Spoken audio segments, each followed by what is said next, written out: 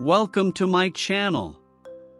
Today, we delve into the rich traditions of ancient Shona culture, where the idea of having a small house is originally from.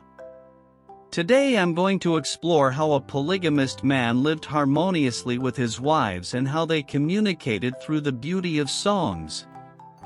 Allow me to start off by shedding more light on this subject of polygamy. What is polygamy? In the Shona tradition, polygamy refers to a man having multiple wives.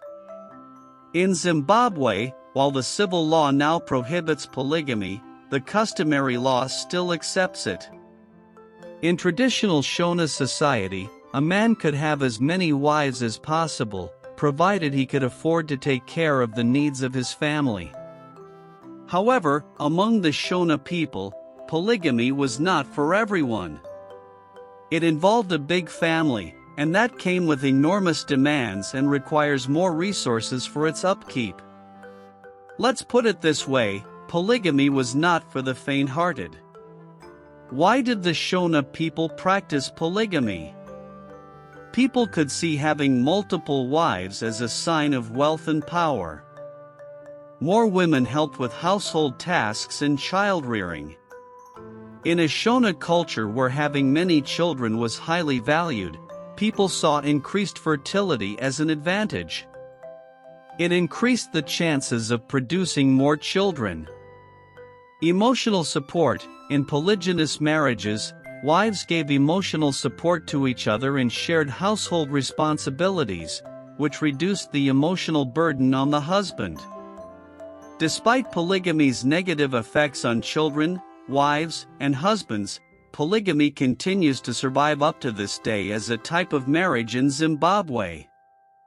I'm sure this is where the idea of small houses comes from. Why polygamy still exists?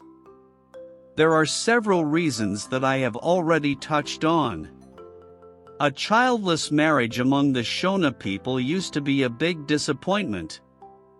So some men would marry more than one wife to serve their first wives from the shame and the pain of rejection, and to ensure that they had children who would take care of them when they grew old. More so, divorce among the Shona people was a taboo. Polygamy served people from being single. In the Shona society, people believed that being single was the worst fate for a woman. So some women would prefer being second or third wives instead of not being married at all. In traditional Shona society, they did not tolerate singlehood.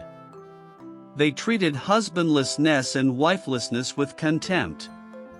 So polygamy came in quite handy for escaping from social ridicule.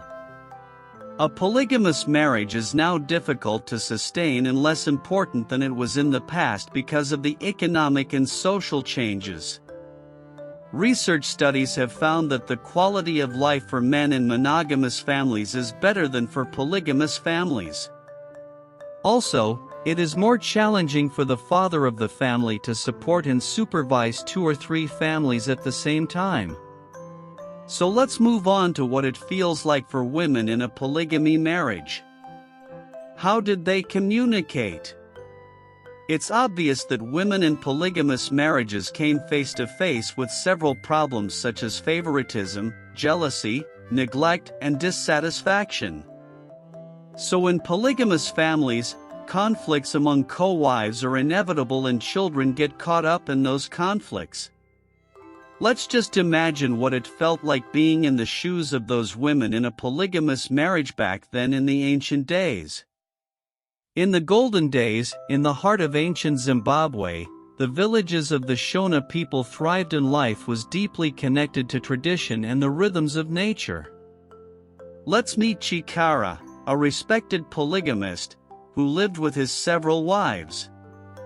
Each wife had her own home, and Chikara ensured balance and harmony among them.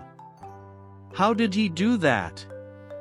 Chikara's day began with visiting each wife, showing them love and respect. The harmony in their household was a testament to their mutual understanding and support. Each wife had her own responsibilities, from cooking to weaving, raising children, and maintaining the household. They worked tirelessly, contributing to the community's well-being. Wives would gather in a central courtyard, singing as they worked together, using songs to communicate their feelings and experiences. But it was through song that Shakara's wives truly connected. They sang as they worked, sharing their joys, sorrows, and messages through beautiful melodies. Songs became their language. They expressed emotions, resolved conflicts, and conveyed messages discreetly and gracefully through their music. Shikara listening to his wives' songs, understanding their needs and emotions through their music. Shikara, attuned to their songs, understood their feelings and needs, maintaining harmony and understanding within the family. One day, a conflict arose among the wives. Instead of harsh words, they turned to their songs, expressing their concerns and finding a resolution through their harmonious dialogue. By teaching the younger generation about the importance of these traditions, the village elder, a beacon of wisdom, ensured their passing down through the ages. Young girls learned the art of song from their mothers, practicing the delicate balance of expressing emotions and maintaining harmony through music. During community gatherings, the Shona people shared stories and songs around the fire, reinforcing their unity and shared culture. Family feasts were occasions of joy where laughter and music filled the air.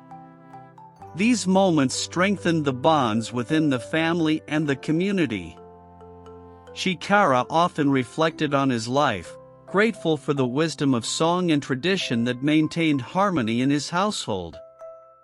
Through song, these Shona families built strong bonds and deep understanding, weaving music into the fabric of their lives. Subscribe to my channel for more Shona tales of culture and tradition.